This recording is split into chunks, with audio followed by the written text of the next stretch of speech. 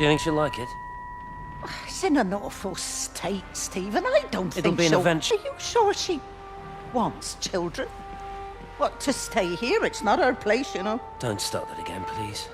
I mean, she's ambitious, love, and she's, well, older. She's not going to want to stay cooped up at home looking after the kids. Is that how you felt about me? Oh, stop it, Stephen. That's not what I meant, and you know it. I'm just saying you should make a choice. If it's a family you want, well, you know how much Lizzie wants a family. Jesus, Mum, I didn't come here for marriage guidance. I just asked what you thought about a fucking house. Stephen Appleton language. Sorry, it's just that you have to understand. Kate is the most brilliant, extraordinary, wonderful person I've ever known. She's like no one else. The way she looks at things. It's like she has whole worlds inside her head. I don't think you or anyone really understands that.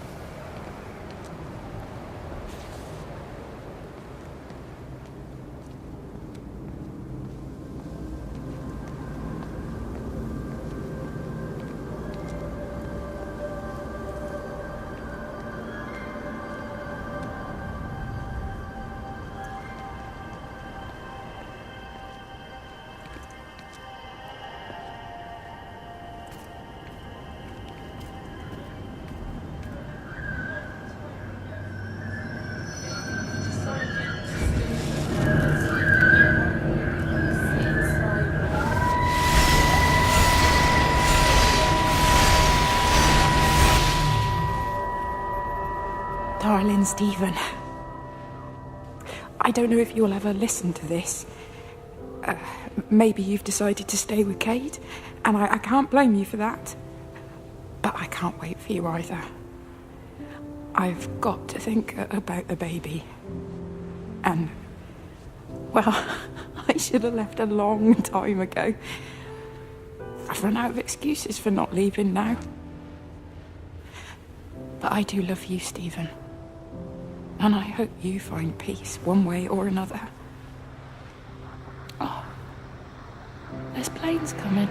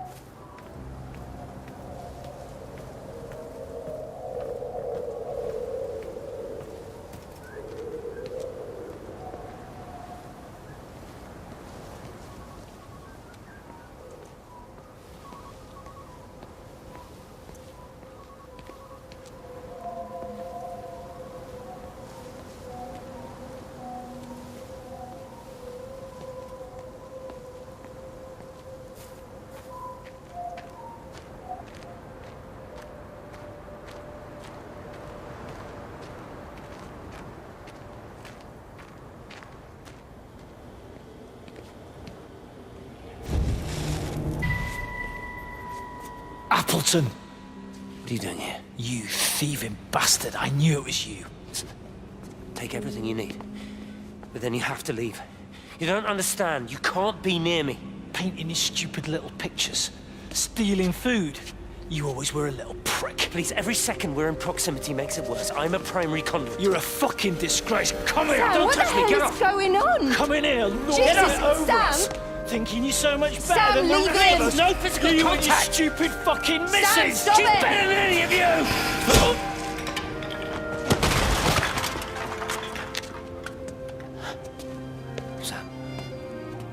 Sam? Is he? Meg, please. Don't come near me! Meg! Charlie! Meg, wait! Don't touch me! Meg, please, you have to understand, it was an accident. Get off her! Let go, let's just go!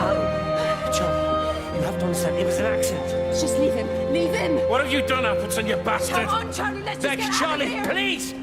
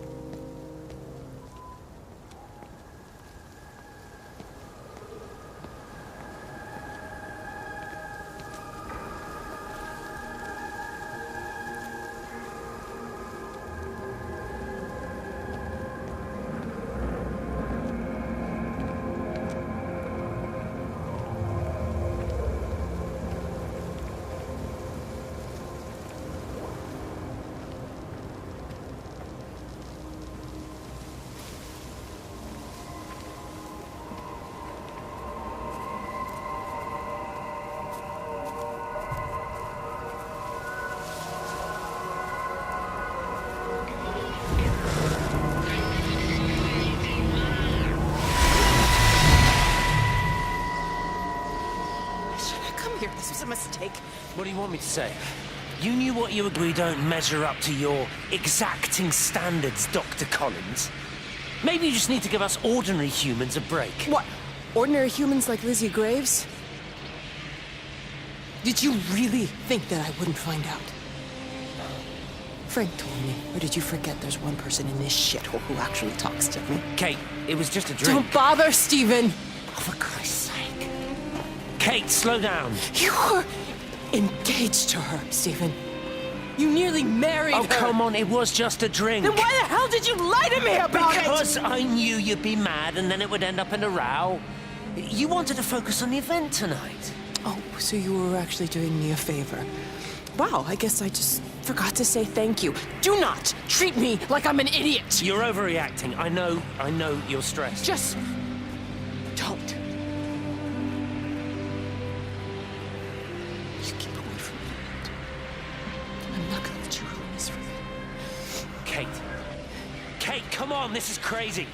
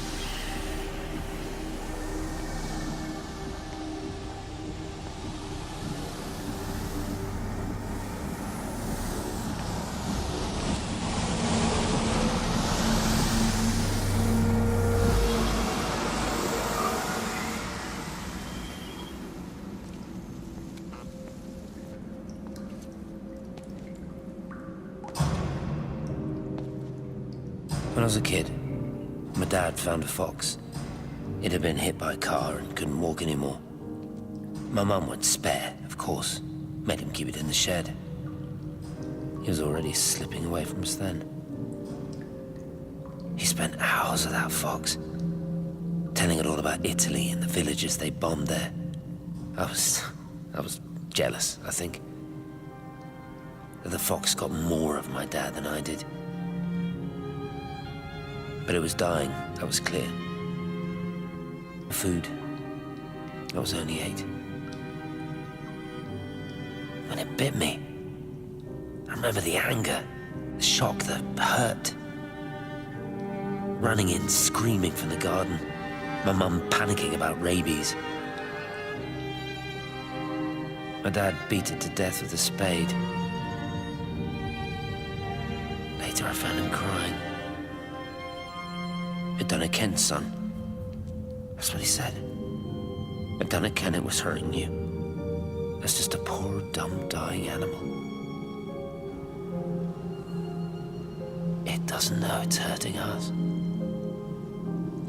Christ help us, it's left the valley. It's everywhere now.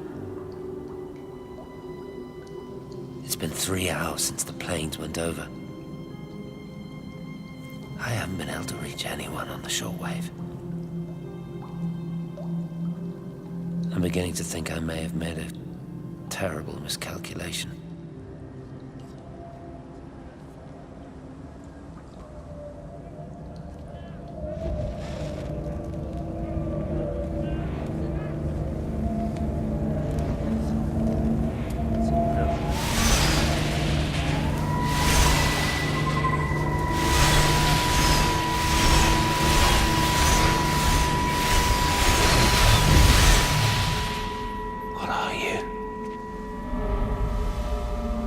You understand me, don't you?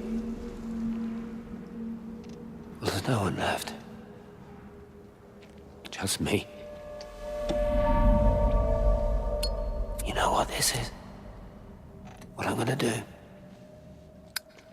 You want light? Fine. I'll give you light. After me, there's no one. You'll be all alone again. Forever. Like before. You've taken everyone I've ever loved from me. You've made me do things I never even thought I was capable of. But if you think I'm coming with you... Kate? Wait. Stop. Kate.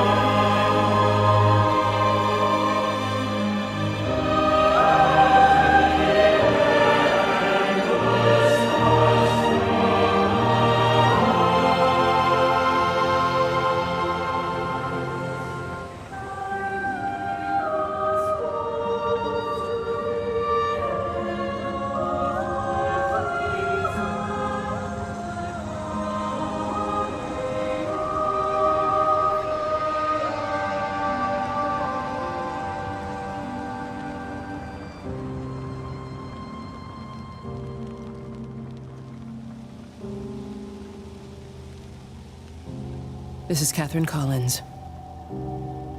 I don't know if anyone will ever hear this. It's all over. I'm the only one left.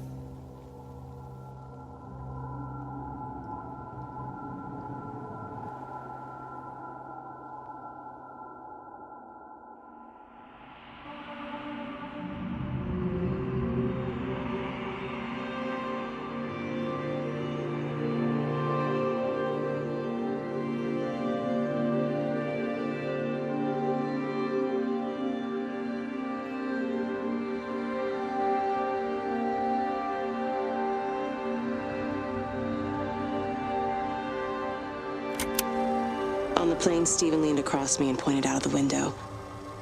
"Down there," he said. That's home. But all I saw were patches of color. I don't think until this moment that I understood that one could contain the other so completely.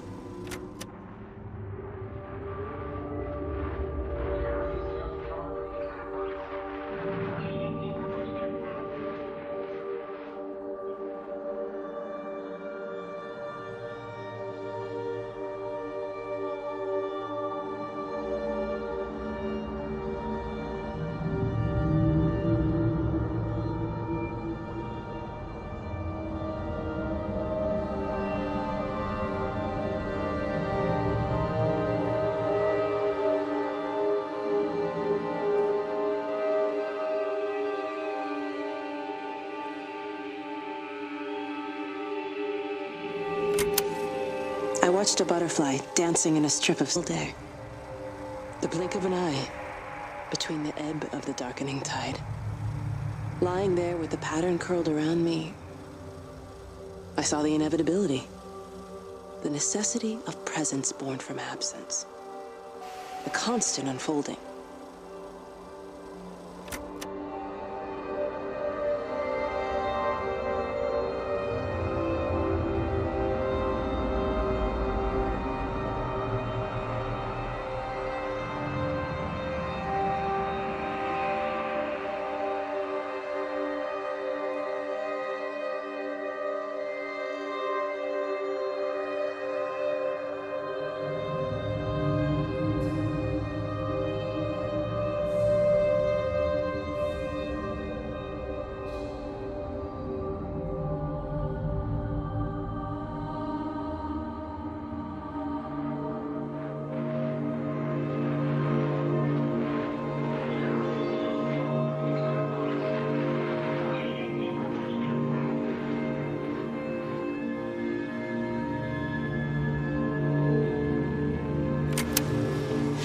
Didn't mean to hurt any of them.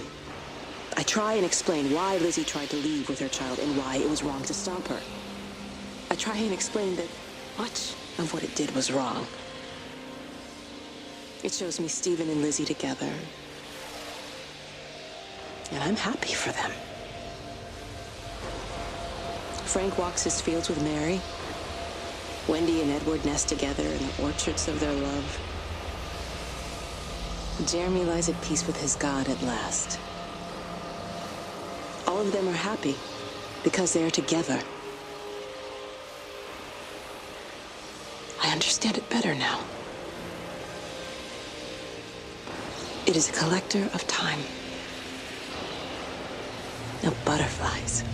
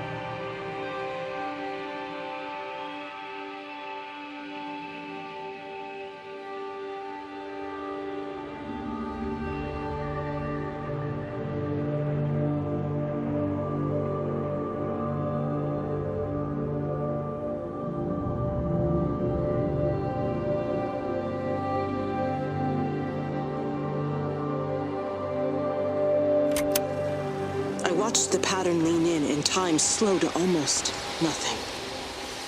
I saw the flame leap from Stephen's hand and the moment hang in the air forever. I watched his face, and in the last second, I almost believe he saw me. He wasn't frightened or angry. I remember his expression, just like I remember it from the first time, early that morning when he woke and, still half sleeping, said, "God, I love you." And I loved him as he entered the fire. And I let him go, knowing I wasn't ready to join him. We have held time to ourselves here in this place. Held the light to the ground because we were afraid of the coming dark. But now we understand that to cling to the light is not living. I've spent my life watching the illumination from a million dead stars reaching for me without grasping this meaning. The light we cast transcends our death. The pattern made by our living creates a bridge across the dark.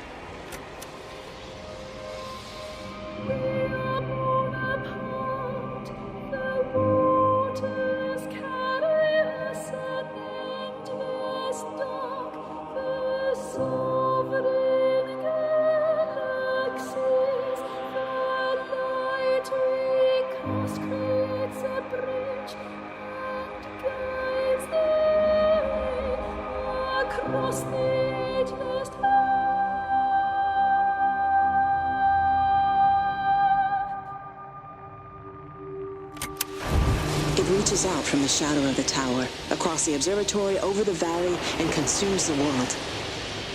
Everything is light now. Everything has come to rest. The world is scored by the traces we carved into it. Our presence is everywhere, the bridge joining our stories. This world existed before we came to it, and it will continue without us. In the empty fields and houses, our traces radiate, and others will come to dance in the light we cast. We can slip away gently, unafraid, knowing that everything will continue.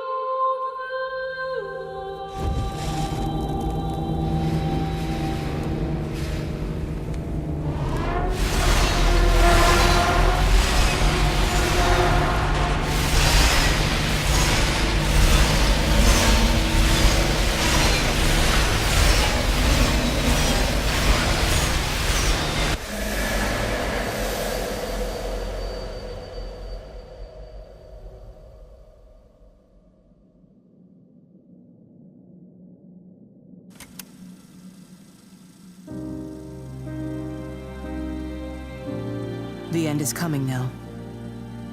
I'm not afraid. We have each other. We lived apart from them. We understand now our failure to touch, to belong.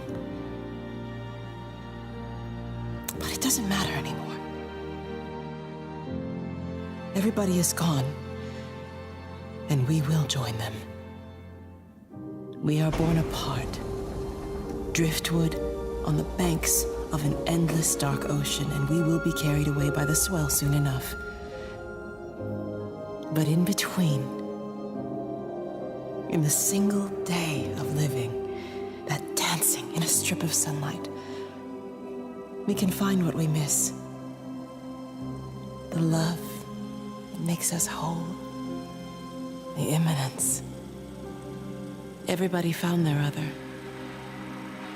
This pattern is mine.